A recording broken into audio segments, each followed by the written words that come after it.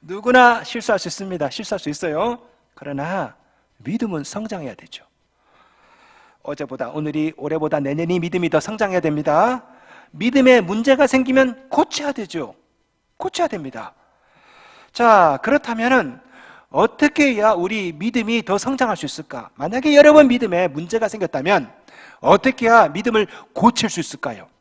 오늘 본문에서 계속해서 믿음의 진보를 보였던 이 두 제자 안드레와 요한에 관한 이야기를 통해서 어떻게 하면 우리 믿음이 성장할 수 있을지, 어떻게 하면 우리 믿음이 침체해 있다면 극복할 수 있을지, 그 비결을 배워보도록 하겠습니다. 오늘 우리 본문이 우리에게 가르쳐주는 첫 번째 신앙의 원리는 결단입니다. 결단 없이 믿음의 성장이라 있을 수가 없습니다. 2018년도에 세계일보에서 썼던 그런 기사입니다. 어떤 기사가 나왔냐면요, 어떤 탈북민에 관한 이야기입니다. 이 탈북민이 탈북해서 강원도에 살다가 적응을 못해서 북한으로 다시 넘어갔습니다. 북한으로 넘어갔는데 남한의 자유를 동경해서 다시 탈북했어요. 이 남성이 붙잡혔습니다. 여러분, 이 남성의 문제점이 뭘까요? 결단을 못 내린 거죠. 어느 나라에 살지 결론을 못 내린 겁니다. 북에 살지 남에 살지 결론 못 내리면 감옥 가는 거죠. 그죠? 문제는 신앙생활하는 사람들 가운데 가끔 이렇게 하는 분이 있습니다. 세상에서 살지 하나님 나라 살지 결단을 못 내려요. 그래서 세상도 즐기고 싶고 적당히 은혜도 받고 싶고 왔다 갔다 하다 보니까 믿음의 문턱을 못 넘는 거예요. 그래서 믿음이 성장하지 못하는 겁니다.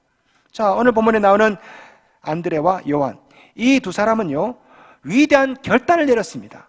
자, 35절 봅시다. 35절. 또 이튿날 요한이 자기 제자 중 두 사람과 함께 섰다가, 자, 여기 보시면요, 이 두 사람, 이 사람이 바로 안드레와 요한이에요. 베드로, 안드레, 야고보, 요한, 이 4인방은 예수님의 제자들 중에 수제자 그룹이죠. 자, 그 중에서도 사도 요한, 이 사도 요한은 말년에 내가 예수님을 어떻게 만났더라? 회상하면서 쓴 글이 바로 오늘 우리가 읽은 이 요한복음입니다.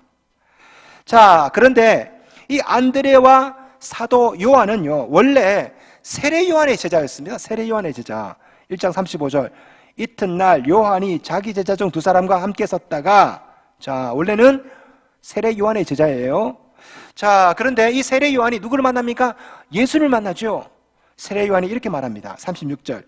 예수께서 거니심을 보고 말하되, 보라, 하나님의 어린 양이로다. 내가 그토록 말했던 메시아가 바로 이분이다 라는 거죠. 이 말을 듣자마자 두 제자가 예수님을 따릅니다. 37절 보세요. 두 제자가 그의 말을 듣고 예수를 따르거늘. 이 두 제자가 누구라고요? 사도 요한과 안드레. 자, 보세요. 어떻게 보면 이게 배신처럼 느껴질 수 있습니다. 예수님을 따르다가 지금은 홀라당 세례 요한을 따르다가 지금 홀라당 예수님을 따르니까 배신처럼 느껴지죠. 그죠? 그러나 사실은요 이게 바로 세례 요한이 지금까지 가르쳐 왔던 거거든요. 앞으로 그 예수님이 오신다. 그 예수님 오시면 너희들은 그분을 따라야 된다. 그런데 그분을 만난 거죠. 바로 이 사람이다. 이럴 때 이 두 사람은요, 사도 요한과 안드레는 세례 요한의 가르침대로 간 겁니다. 37절. 두 제자가 그의 말을 듣고 예수를 따르거늘. 배신하고 간 게 아니에요. 세례 요한의 말을 듣고 그대로 따라간 겁니다. 세례 요한은 최고의 스승이고 안드레와 요한은 최고의 제자죠. 결국 안드레와 요한은 예수님의 첫 번째 제자들이 되고 맙니다. 여러분 한번 생각해 봅시다. 오늘 본문에 나오는 바로 이 사건, 세례 요한이 이 말을 할 때 세례 요한 근처에 안드레와 요한뿐이었을까요? 아닙니다. 세례 요한 근처에는요 안드레, 요한 말고도 다른 제자들이 많이 있었습니다. 세례 요한의 제자들. 그런데 그들 중에 예수님의 첫 번째 제자가 된 사람은 안드레와 요한 두 사람뿐이죠. 이렇게 된 이유가 뭡니까? 결단이죠. 결단. 예? 아마 그랬겠죠. 세례 요한이 보라, 하나님의 어린 양이다, 이 사람이다 라고 말할 때 세례 요한의 제자들 중에는 갈까 말까? 그래도 내가 세례 요한하고 쌓았던 정이 얼만데, 혹은 어떤 사람 중에는 맞긴 맞는데 내가 가야 돼 말아야 돼, 눈치 보는 사람이 있었겠죠. 그들 중에 결단하고 바로 뛰어간 사람이 바로 안드레와 요한 아닙니까? 이 사람들이 예수님의 첫 번째 제자가 됐다니까요. 예수님의 수제자 그룹 베드로, 안드레, 야고보, 요한, 이 네 사람의 공통점이 뭡니까? 이 네 사람의 공통점은요, 결단한 사람이에요. 나를 따르라 했을 때 즉각적으로 따라간 사람, 베드로, 안드레, 야고보, 요한이에요. 여러분, 믿음은 결단입니다. 결단. 왜 믿음이 성장하지 못할까요? 질질 끌려다니기 때문에 그래요. 이 길이 생명의 길이다, 이 길이 옳은 길이다 생각하면 결단하셔야죠. 결단해야 믿음이 성장합니다. 결단해야 믿음이 점프하는 거예요. 두 번째로 사모함이 있어야 됩니다. 사모함. 자, 믿기로 결심했습니다. 이미 교회도 다녀요. 그럼에도 불구하고 왜 영적으로 침체합니까? 왜 신앙에 문제가 왜 있을까요? 사실은요, 우리 속에 배움에 대한 갈망, 은혜에 대한 사모함, 성장에 대한 갈망이 없기 때문에 그래요. 이미 다 안다, 이미 다 배웠다, 이런 생각을 하고 있는데 어떻게 영적으로 성장합니까? 학교에서 가르치다 보면은 어떤 학생이 A 플러스를 받을지 학기 초에 이미 다 압니다. 3월이 되면 다 알아요. 왜? A 플러스가 되고 1등한 애들은요, 눈빛이 달라요. 1등 해야 되겠다, A뿔을 받아야 되겠다, 그 갈망, 그 열망이 있거든요. 그죠? 영적으로도 마찬가지입니다. 어떤 사람이 은혜를 받을까요? 은혜를 사모하는 사람이에요. 오늘 이 시간에 은혜 좀 받아야 되겠다, 내가 좀 주님을 만나야 되겠다, 이런 사모함 있는 사람이 은혜 받는 것입니다. 시편 107편 9절, 그가 사모하는 영혼에게 만족을 주시며 줄인 영혼에게 좋은 것으로 채워주심이로다. 사모하는 영혼에게 은혜를 주시고 줄인 영혼을 채워주시고, 이게 영적인 원리입니다. 여러분에게는 이런 사모함이 있습니까? 영적인 성장에 대한 갈망이 여러분 속에 있나요? 안드레와 요한을 보세요. 세례 요한에게 배웠죠. 이제는 예수님께 배웁니다. 스승은 달라요. 하지만 그 마음은 변하지 않았습니다. 어떤 마음? 영적인 사모함이죠.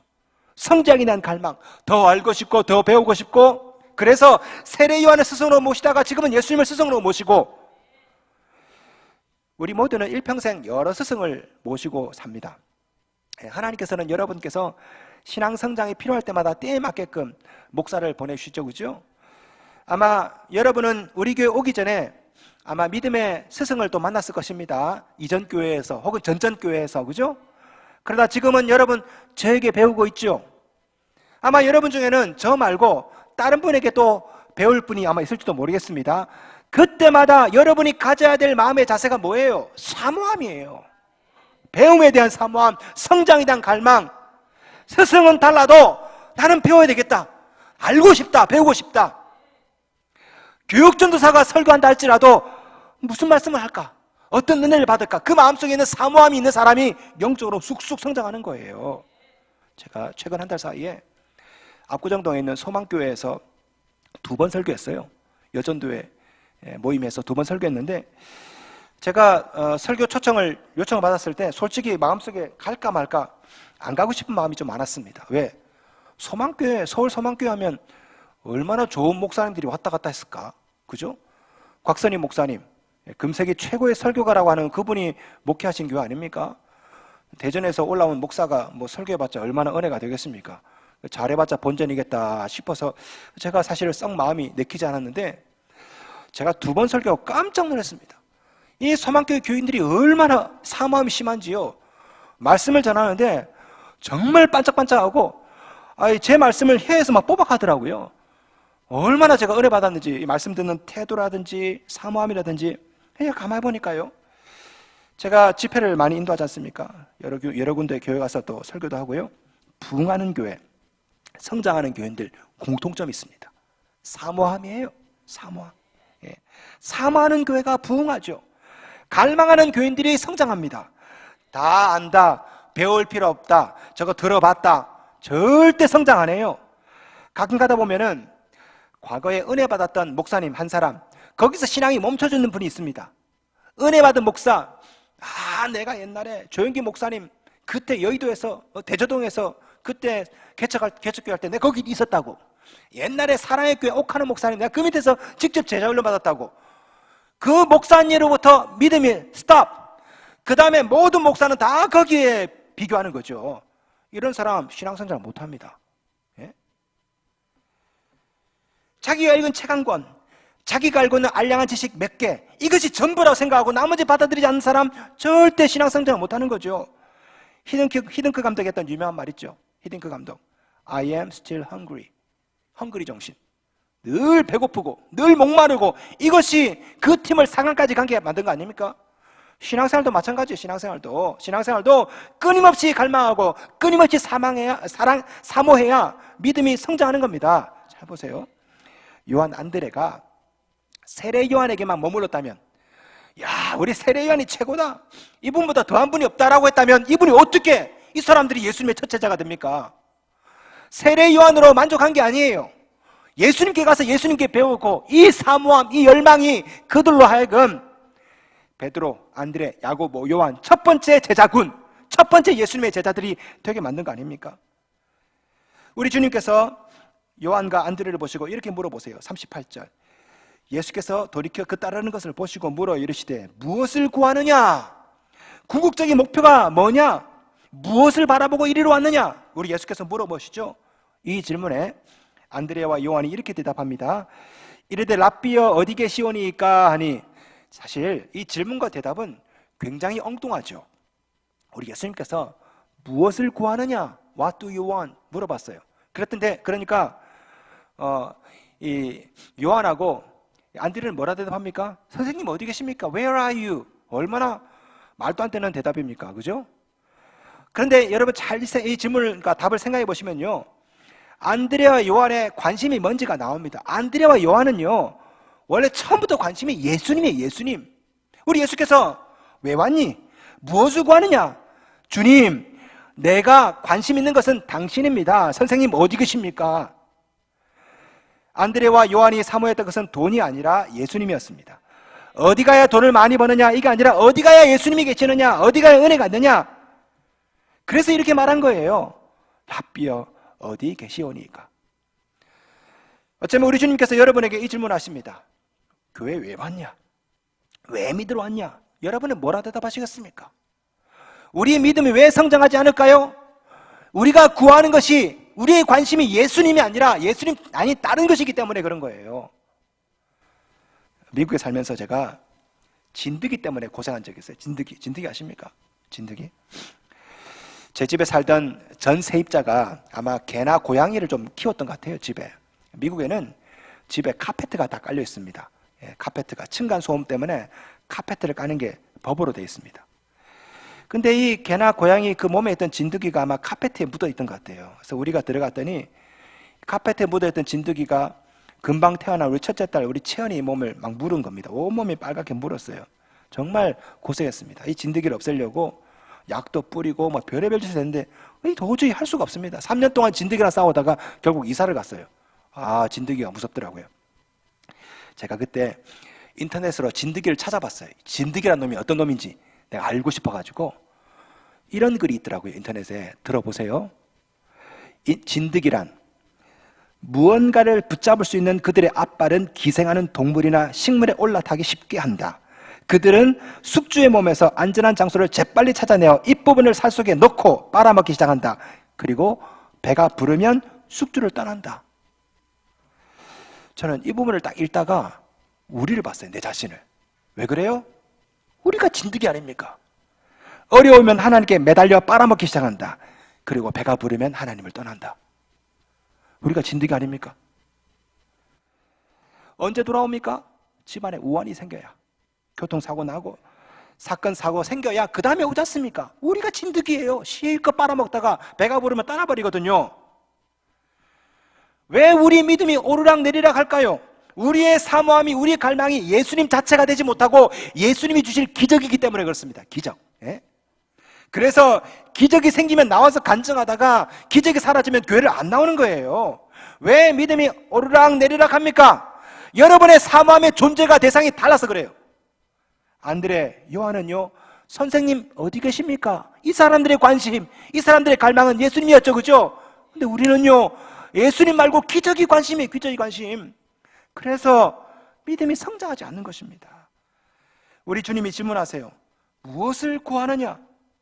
여러분은 무엇을 구하십니까? 누구를 구하십니까? 예수님이십니까? 아니면 예수님이 가져다 줄 기적입니까? 여러분이 답하십시오. 여러분이 그토록 갈망하는 대상, 존재는 무엇입니까? 성도 여러분, 영적 성장을 위해서 결심하셔야 됩니다. 사모하셔야 돼요. 기적이 아닙니다. 예수님입니다. 자, 그러나 이것보다 더 중요한 게 있습니다. 주님을 만나는 거예요. 만나는 것. 아무리 결심해도, 아무리 사모해도 주님을 만나지 못하면 믿음이 성장할 수가 없어요. 자, 저 아가씨와 사귀어야 되겠다. 결심하면 뭐합니까? 아, 저 아가씨 꼭 만나봤으면 좋겠다. 사모하면 뭐합니까? 만나야지. 만나야 무슨 역사가 일어나는 거 아닙니까? 그죠? 신앙생활도 마찬가지예요. 결심만으로 부족합니다. 이번 주부터 교회 나가야지. 사모함으로 부족합니다. 아, 나 오늘 정말 예배 드리고 싶어. 아니, 결심했으면, 사모했으면 와서 만나야죠. 와서. 신앙생활을 쉬는 분들에게 종종 물어봅니다. 집사님, 왜 안 나오세요? 이런 대답해요. 목사님, 마음은 원이로되 육신이 약해서. 마음에 원함이 있다니까요. 사모함이 있어요. 사모함이 있으면 뭐합니까? 나오셔야지. 나와서 만나야죠. 그죠? 새벽에 나와야 되고 주일에 나와야 되고, 그래야 믿음이 성장할 거 아닙니까? 사모함으로 가득한 안드레 요한에게 우리 주님이 이렇게 말씀하세요. 39절, 예수께서 이르시되 와서 보라. 예, 여기서 말하는 보라, 헬라어로 호라오입니다. 이 말은 경험해라, experience, 경험해라. 와서 보라, 이것은요 지금 와서 경험하라는 겁니다. Come and see, 와서 보라. 예, 와서 경험해보라. 사모함만 가지고 호기심만 가지고 있지 말고 이왕 왔으면 직접 경험해보라. 여러분, 기독교는 체험의 종교입니다. 체험의 종교. 예, 학습의 종교가 아니에요. 하나님의 사랑을 어떻게 말로 알려줍니까? 여러분, 찬양할 때 찬양하면 은혜가 임하죠. 이걸 어떻게 글로 알려줘요? 글로. 예? 이거 어떻게 유튜브로 알 수가 있습니까? 하나님께 11조 드렸더니 하나님이 내 인생 책임져 주시더라. 이걸 어떻게 말로 유튜브로 아냐고요? 경험해야 하는 거죠. 경험해야. 직접 예배 현장에 나오셔야, 그래서 경험하셔야 알 수 있는 거 아닙니까? 이런 광고 있죠. 보고는 몰라요, 들어서도 몰라요, 맛을 보고 맛을 아는 샘표 간장. 예. 맛을 봐야 맛을 아는 게 샘표 간장만 있는 것이 아닙니다. 하나님도 그래요. 하나님도. 시편 34편 8절, 너희는 여호와의 선하심을 맛보아 알지어다. 하나님의 선하심은요 유튜브가 아니에요. 맛봐야 알아요. 맛봐야. 한때 이런 용어가 있었죠. 안 먹어봤으면 말을 하지 마라. 예? 하나님도 맛을 봐야 아는 겁니다. 안 먹어봤으면 말을 하지 마라. 예? 기독교는요 와서 보라 종교예요. 와서 보라 종교. 다시 말해서 체험의 종교입니다. 유튜브를 통해서, 책을 통해서 알 수가 없어요. 경험해야 알 수 있습니다. 경험하려면 교회 나와야 되죠. 예배 나오셔야 됩니다. 주일에 나오시고 새벽에 나오시고 오셨으면 경험하시고 가셔야죠. 그래서 주님이 말씀하신 겁니다. 와서 보라고.